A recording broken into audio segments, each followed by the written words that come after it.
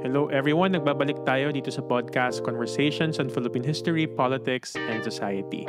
Kami ang inyong mga host. Ako si Lican Delaria. Ako si Vecal Porha. And I'm Joselito Ebro.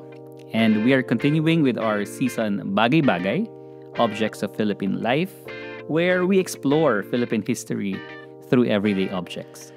And today's object has been with us longer than almost anything we've covered so far sa season na ito.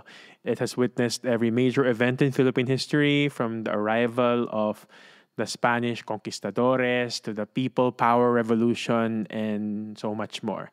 Yet we rarely acknowledge its presence. Tama, unless kinakain na niya yung mga bigas natin or tumatakbo-takbo na sila sa mga dingding or kisame ng bahay natin. Yes. Hindi mo lang sure, baka katabi mo na sila matulog. Then joke lang. And we are talking about yung daga, or rats, And before you switch off thinking that this is just about pests, consider this. In 1954, yung mga daga destroyed like 87% of populated areas sa Cotabato, Cotabato pa lang yun. And that's 142,000 hectares of farmland, which affected 60,000 farmers. Ang laking impact niyan, considering kung gaano kalaki lang yung settlement noon. I think this just goes out to show that the rat really has shaped our agriculture, and much later, our public health policies, even our language and our politics. There's a reason why our grandparents call them mabait, or the kind ones, instead of their real name. Pag-usapan natin yan mamaya. Yes, so ngayong episode, we'll journey from the caves of Cagayan, kung saan ang mga sinaunang daga ay nanirahan kasama ang mga sinaunang tao, through colonial plagues and military campaigns against rodents, hanggang sa mga nakagulat na paraan on how rats influence Filipino culture and identity. So let's dive into the hidden history of our most persistent companion. The story of rats in the Philippines actually starts with a fundamental misunderstanding. Kasi when we say daga, what we're actually doing is we're lumping together two completely different groups of animals. Yes, so on one side, you have our native Philippine rodents. At tinatayang merong 63 species of these native rodents. And these aren't the kind of rats that raid your pantry. Hindi siya yung sumisira ng mga damit or kumakain ng mga nakaimbak na pagkain. Sa halip, sila ay mga forest dwellers. So, essential parts of the rainforest ecosystem. Ang pinaka-amazing dyan na yung tinatawag na cloud rats or buot. Yan. Iba to dun sa mga typical rats, or normal rats na alam natin at na-visualize natin sa ngayon. So, yung Northern Luzon giant cloud rats, actually 2.5 kilos yan. Bigat. Wow. So, making them the largest rats in the world by scientific definition. So, para silang squirrels with their furry tails and large eyes. At naninirahan sila sa mga misty mountain forests, eating leaves and seeds. So, yun. Most likely, itong mga rats na ito na binabanggit natin ay mga pagkain ito ng Philippine eagle, sa Sierra Madre. But I think what's fascinating here is that for a time, there was a lot of them in our forests, but now they're critically endangered. Kasi itong mga rats na ito, which goes against what we know about rats, itong mga rats na ito ay mabagal mag-reproduce. Typically, just one baby per year. And add to that na they are even hunted for food, habang ang ating mga forests ay unti-unting nawawala. But the deep history goes even deeper. Nitong 2021 lang, yung mga scientists working in Callao Caves in Cagayan, meron silang nakita ng mga fossils ng 3 extinct species of these giant cloud rats. At itong mga fossil na to ay nakita in the same layer as the Homo luzonensis, the ancient human species na nadiscover naman 2 years prior in 2019. So, 67,000 years ago, medyo common na may makasalubong ka, na daga na lagpas 1 kilo. So, these giants survived Ice Age, even endured massive climate changes for 60,000 years, Then suddenly, disappear, about 2,000 years ago. And, the timing suggests that it wasn't really the climate that killed them. these were large, meaty animals kasi. So in a way, they're perfect prey for the growing human populations. And I don't think it's so far off to say that we likely hunted them to extinction. Yes, so while we had the same unique endemic species evolving here for thousands of years, everything changed with the arrival of what scientists call commensal rodents.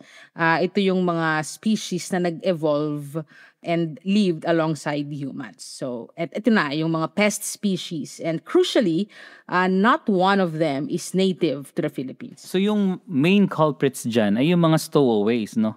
Dun sa mga trading ships around 1200s. And yung black rat, called Rattus rattus, became the primary suspect. Or ito yung mga naging rice pests. Yung brown rats naman, like Rattus norvegicus, took over the cities and sewers. So yung Asian house rat and the Polynesian rat joined the party. Oo. So parang party-party na sila, no? Native and invasive species. But it's really the invasive species that transformed Philippine ecology. Island ecosystems are particularly vulnerable kasi our native species evolved without major ground predators. So the invasive species of rats now come and outcompeted the native species for resources. They ate bird eggs and fundamentally altered the ecological balance. Yes, so Rattus rattus alone is linked to more island species extinctions globally than any other invasive rodent species.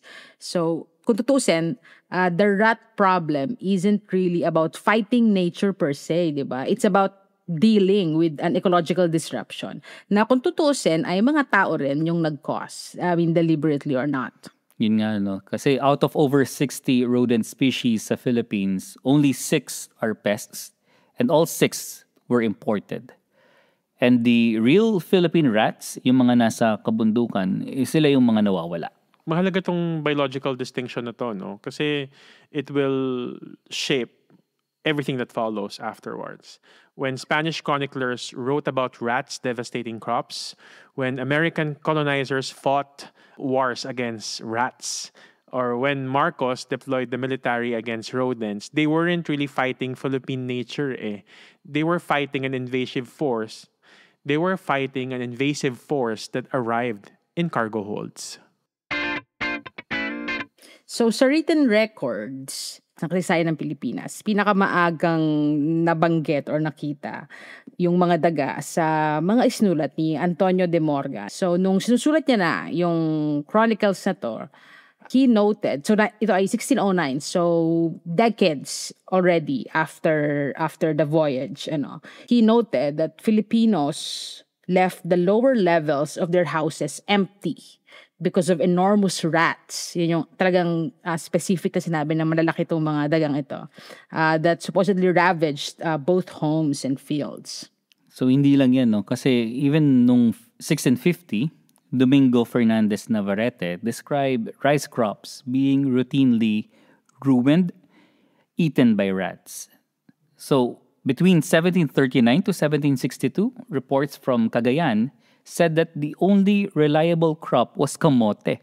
Kasi ito yung hindi masyadong kinakain ng mga mababait na ito. Yeah. In fact, Juan de la Concepcion wrote in 1788 that the Calamianes Islands were so overrun with rats that no seed plant can live. So, these accounts, they weren't isolated incidents. This was centuries-long agricultural crisis playing out across the archipelago. Tama. Pero yung, kumbaga, transformation ng mga daga from agricultural pests to public health enemy ay nangyari noong American period na early 20th century. So the global third plague pandemic ay nakarating sa Pilipinas. Malabang ay dala daw ng mga tropang Amerikano sa kanilang mga barko nung Spanish-American War at nung Filipino-American War na rin. So, scientists had just discovered na yung plague spread through fleas living on rats. So, this knowledge triggered what historians call global war against the rat. At major part niya na yung Manila. So, malaking battleground itong Manila during that time. Kasi ships from plague areas faced rigorous inspections. Piers were even rebuilt with concrete and fitted with steel rat guards. Cultural plates on mooring lines that prevented rats from climbing to shore. So systematic at may pagka-technical yung pagsugpo dito sa problemang ito.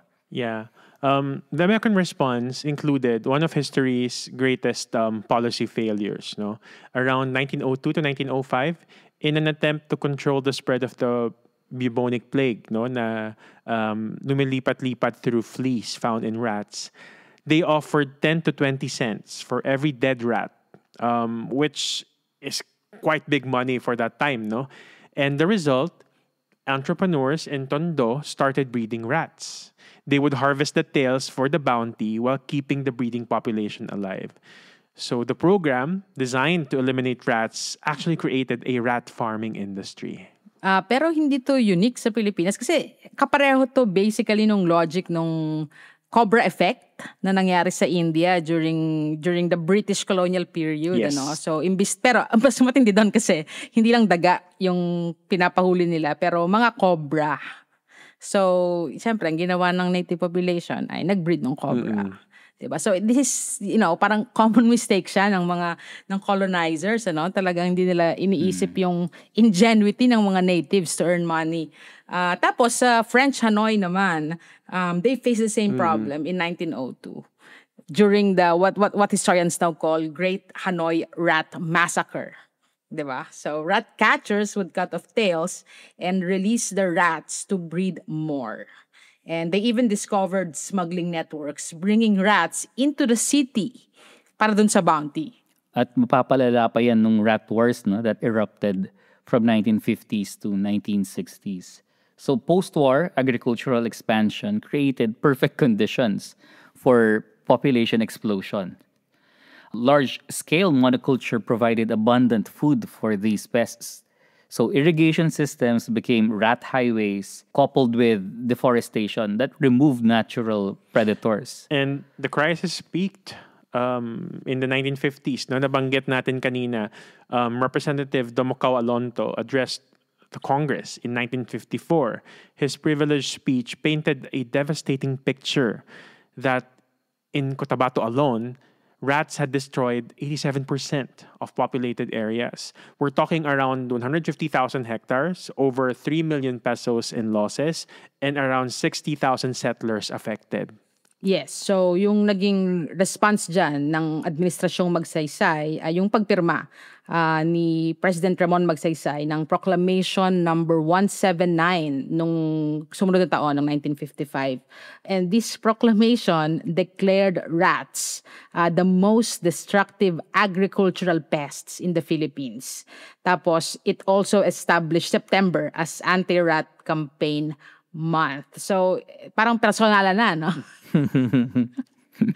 Pero pwedeng sabihin na they elevated, kumbaga, itong anti-rat policy into a national policy, and hence the extermination campaign for these pests became a part of the nation building that was happening in the immediate years after the Second World War.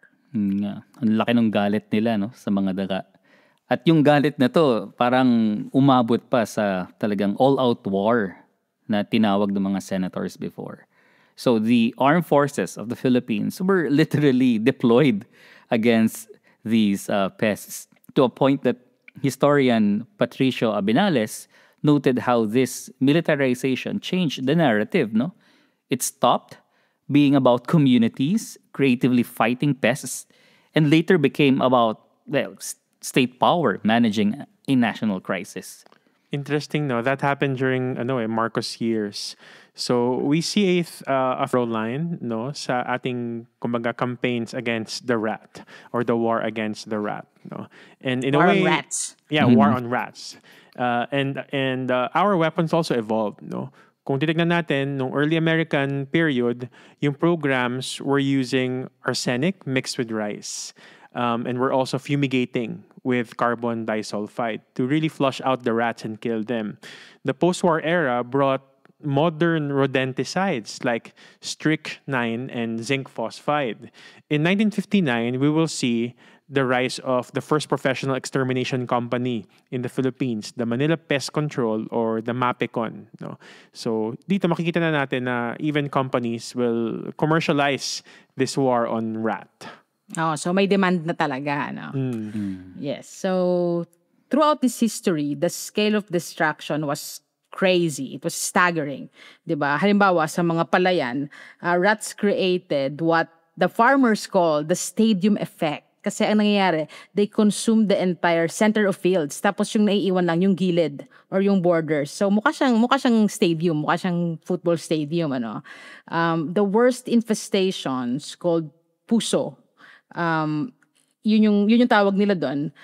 Ang ibig sabihin niyan, total crop failure. Like 90 to 100% na destruction ng mga pananim. Yun nga, no. And may mga studies dyan, no, na around 20 to 200 rats kada hektarya ang pwedeng makita dito sa mga rice fields na ito. At yung culprit niyan ay yung Rattus mindanensis. So, hindi lang rice or palay yung inaatake niyan. Kasama na dyan yung tubo or sugarcane, yung mga coconuts, mais, cocoa. So, walang safe dito sa mga pesting ito.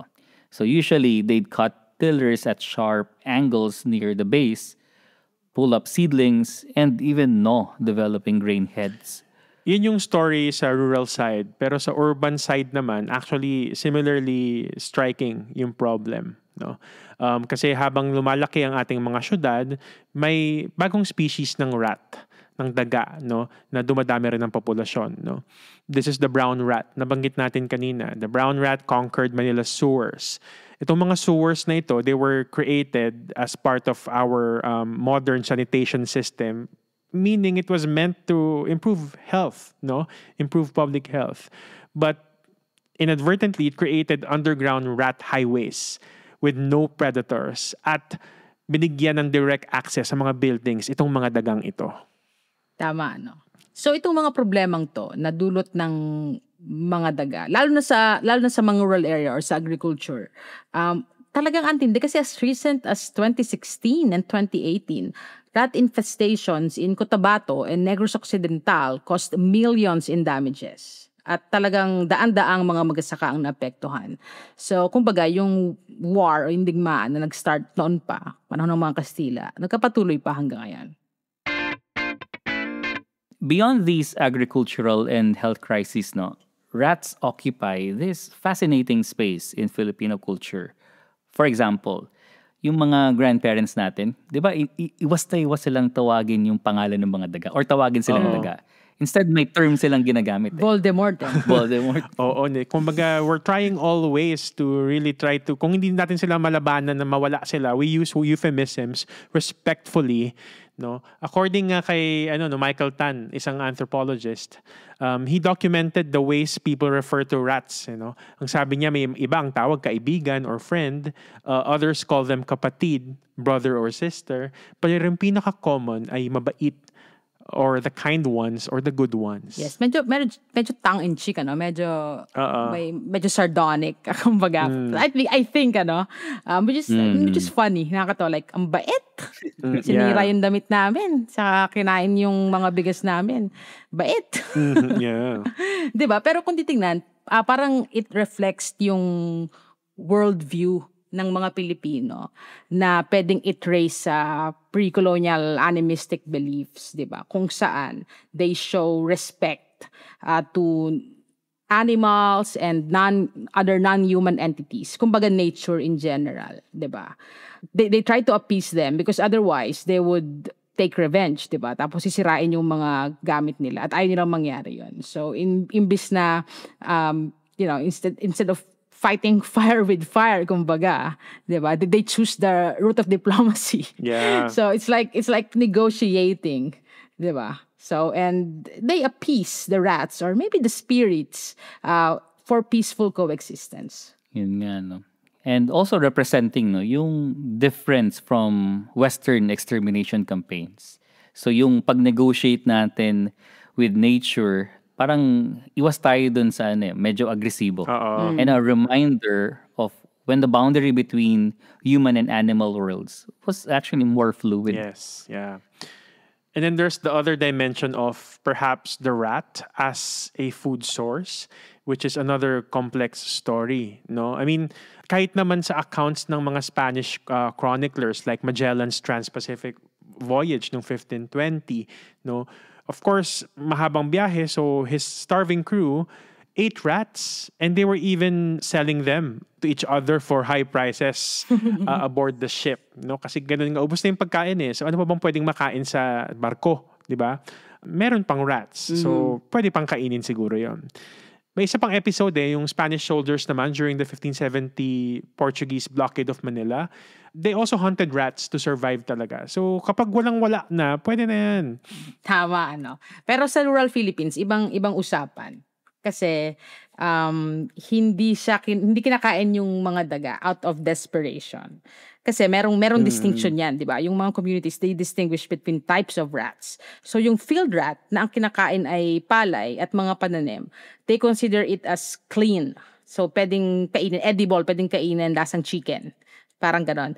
Yung hindi nila kakainin, syempre, yung mga dagang bahay or yung mga urban sewer rats na hindi nila alam kung saan nanggagaling. Diba? So yung knowledge nila of their environment, diba? At yung observation nila sa mga daga, it informs whether or not they think these are worthy food sources.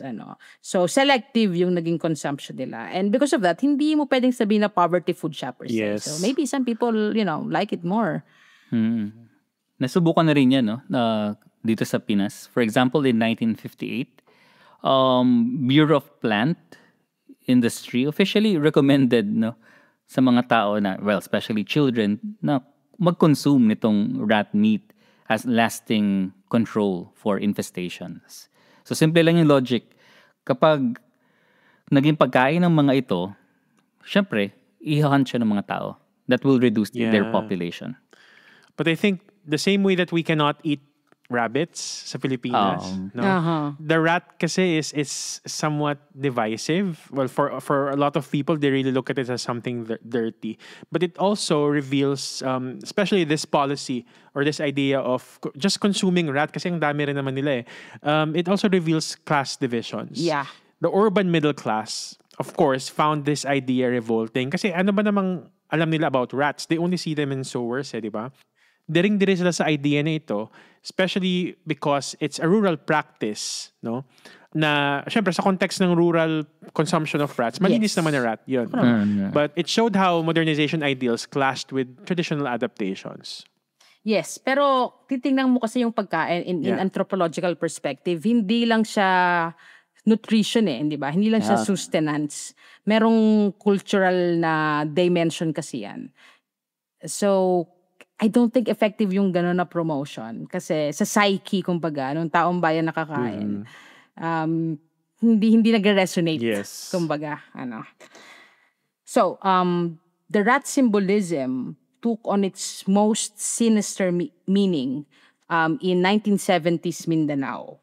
Kasi amidst escalating violence between Christian settlers and Moros, Christian paramilitary group called themselves Ilaga, which is the Visayan word for rat. So parang horrifyingly potent symbol yan, Kasi kapag tinawag mo yung grupo ninyo as rats, parang in-embrace nyo rin yung identity of being relentless, swarming plague. So they weaponized yung image ng mga daga to project themselves as an unstoppable infestation against the Muslims. And the metaphor was brutally effective kasi fresh pa siguro sa memory yung real-life rat plagues that devastated settler communities in 1950s Mindanao. Parang mga 20 years ago lang kasi yun So, ito talaga, it really made the rat a powerful symbol for dehumanizing the Moros and justifying the extreme violence against them. So, language preserves these complex meanings. So, halimbawa yung term na dagang costa, diba? So, literally rat from the coast. So, likely refers to something foreign, an outsider arriving by ship just like the invasive rat species themselves. So may mga connotation of an unwelcome intruder. Yun. So, itong mga cultural layers na ito only show that rat transcends its biological reality. So, it's like a screen for projecting beliefs about tradition versus modernity, rural versus urban, native versus foreign, at pati tayo, no, versus them in the most violent conflicts. The modern approach to rats has shifted from total war, or war on rats, to what now scientists call ecologically based rodent management. So Phil Rice, halimbawa, now promotes managing populations by altering environments rather than just poisoning. Key strategies include eliminating harborages like overgrown canal banks, synchronous planting to limit food during fallow periods, and community trap barrier systems. So, it only acknowledges na yung mga daga ay part ng ecosystem instead of like treating them as enemies na dapat ay ma-annihilate. Yeah. But new threats emerge. No? Halimbawa na lang yung leptospirosis, which spread through rat urine in floodwaters. And it has exploded since 2020. Although naalala ko bata pa lang tayo nababanggit itong leptospirosis na to. No? Bawal maglaro sa baha. No? Kasi kapag may konting break lang sa skin, pwedeng pumasok yung ihi ng daga at pwede ka talagang magkasakit, pwede mong ikamatay. No? In fact, noong 2020 alone, cases jumped from 182 to 2,794 noong 2022. Imagine. Sobrang laki ng increase. No? In fact, the first 2 months of 2023 alone saw 810 cases nationwide. And what more now? Sa dami ng baha sa Pilipinas ngayon. No? Isang ulan lang, muwabaha. Yes. Yung National Kidney Transplant Institute, nitong mga nakaraang pagbagyo, ng mga earlier this year, talagang sineset up nila yung mga gymnasium kasi ina-anticipate nila na dadagsain sila ng mga pasyente ng leptospirosis. Kasi isa sa mga ina-atake ng sakit na yun ay yung kidney function. So sa NKTI talaga, yung takbo ng mga pasyente. So interesting to kasi talaga may kita mo yung rat, di ba? Kahit sa mga contemporary or pinaka-pressing issues of the day, like ito nga, yung mga flood infrastructure project na hindi nagkakatotoo at nagbubugso ng paghihirap ng mga Pilipino. At I think this also links directly to climate change and urbanization. Kasi Metro Manila's floods turn entire districts into transmission zones. Diba? Tapos, poor waste management and slum proliferation also create ideal rat breeding grounds. Kasi imagine, diba, Metro Manila produces 2,000 tons of leftover food and 8,000 tons of garbage every day. Talagang busog na busog ang mga daga sa Kamaynilaan. At medyo present din yan sa modern Metro Manila lately, especially sa social media. Kasi doon lumalabas yung mga videos, ng mga daga. For example, sa NAIA Terminal 3, I think hindi lang sa ceiling, meron din sa mga upuan, which only represents yung symbols of decay at kailangan ng rehabilitation nitong area na ito. So, meron ding urban legends that persist about robo-rats sa Philippine General Hospital. Supposedly, mutant giants feeding on medical waste. So, kakaiba. Teenage Mutant Ninja Turtle. Oo, parang ganun yung reference. I mean, it just goes out to show kung gaano talagang ka-pervasive yung daga. Ginawa na ng urban legend. But I think the rural and urban divide sa usapin ng dagang ito, it remains sharp. Kasi field rats still devastate farms using the same patterns Spanish chroniclers describe. And urban rats thrive in the infrastructure meant to modernize cities. In a way, the problems we have are ancient.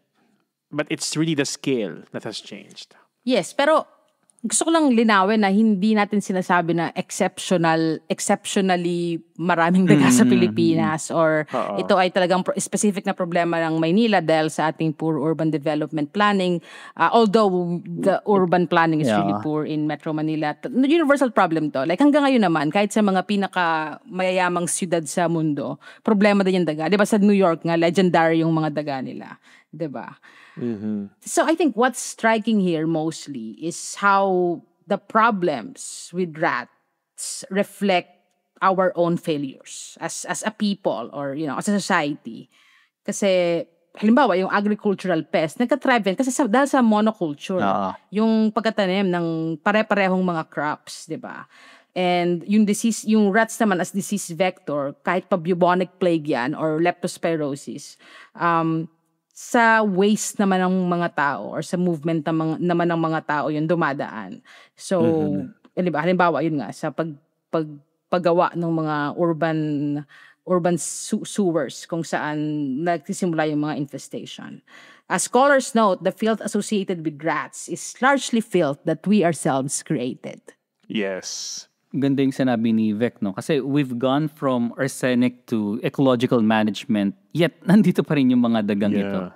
So parang yung mga solution only create new problems. So from bounty programs breeding more rats to sewers becoming rat highways. Nung bata nga ako, naalala ko, lagi kami bumibili ng Racumin. Oo, dagga. Yung patastas, no? Ganun kalala yung rat infestation, no? It's really already part of our history and our lives as human beings, urban or rural man. And yeah, tama si Vic kanina. This contemporary rat problem just shows that this isn't really about rats. It's about how we've structured our agriculture, how we built our cities, how we manage our wastes. The rat succeeds precisely where human systems fail. After centuries of organized warfare, scientific study, and cultural negotiation, the rats continue to thrive. So it persists in the simplified ecosystems ng mga bukirin, sa mga hidden, luma at nabubulok na infrastructure ng ating mga syudad, and in the dark corners of our imagination. So the story of daga is ultimately our story, no?